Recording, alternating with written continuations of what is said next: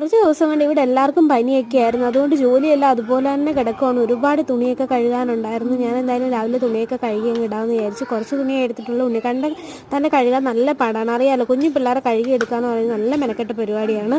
വെളുത്ത് വെയിലൊക്കെ കണ്ടിട്ടാണ് തുണി കഴുകാൻ ഇറങ്ങിയെങ്കിൽ ഇപ്പം നല്ല മഴക്കോളായിട്ട് വരുന്നുണ്ട്. പിന്നെ ഈ കിടക്കുന്ന കരിയിലേക്ക് നമ്മുടെ ബദാമും വട്ടയൊക്കെ മുറിച്ചിട്ടുണ്ടായിരുന്നു. അപ്പോൾ അതിലധികം വന്ന ചുള്ളിക്കമ്പാണ് കിടക്കുന്നത്. അതൊന്ന് ഉണങ്ങാനായിട്ട് ഇട്ടേക്കണം. ഉണങ്ങി കഴിയുമ്പോൾ നമുക്കത് വെട്ടിപ്പെറുക്കി എടുത്ത് വെക്കാൻ എളുപ്പമുണ്ടല്ലോ. അതിനുശേഷം ഞാൻ ബ്രേക്ക്ഫാസ്റ്റ് കഴിക്കാനിരുന്നു. രാവിലെ ദോശയും ചമ്മന്തിയായിരുന്നു. ഉണ്ണിക്കണ്ണന് രാവിലെ ഫുഡൊക്കെ കൊടുത്തതിന് ശേഷമാണ് ഞാൻ തുണിയൊക്കെ കഴുകാനായിട്ട് ഇറങ്ങിയത്. ഞാൻ കുടിക്കാൻ എടുത്തു വെച്ച വെള്ളം ഫുൾ അവൻ കുടിച്ച് തീർക്കുവാണ് ഇവിടെ ഇരുന്ന്.